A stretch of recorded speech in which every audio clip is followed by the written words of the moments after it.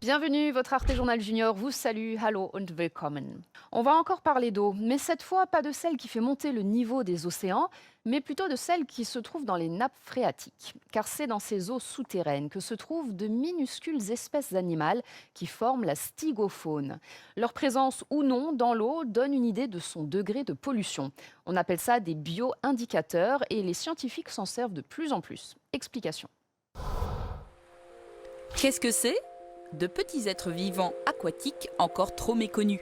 Les biospéléologues plongent à leur recherche dans les grottes, dans les nappes phréatiques ou dans les puits. Niphargus, Bitinella, Soldat Nelonyx, leurs noms entretiennent le mystère. Il s'agit de la stygofaune, de petits crustacés, mollusques et vers miniatures qui vivent dans les profondeurs et dans le noir. Pour les chercher, on peut par exemple utiliser ce filet phréatobiologique. L'idée, c'est de descendre le filet au niveau de la colonne d'eau et dans un premier temps, de le remonter, descendre assez vivement pour créer des remous qui vont permettre de décoller les bestioles qui peuvent être au fond du puits ou sur les parois.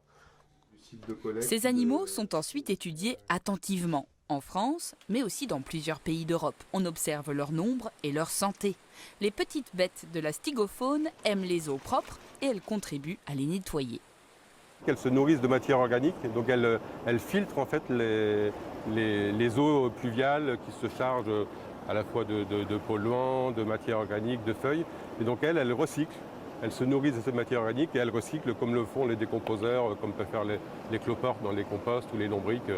Ils ont un rôle d'épuration des eaux souterraines. Ouais. Et les eaux souterraines sont très importantes puisqu'elles alimentent souvent l'eau que l'on boit au robinet. Donc la stygofaune sert d'indicateur de la qualité de l'eau et elle l'améliore aussi. On peut lui dire merci.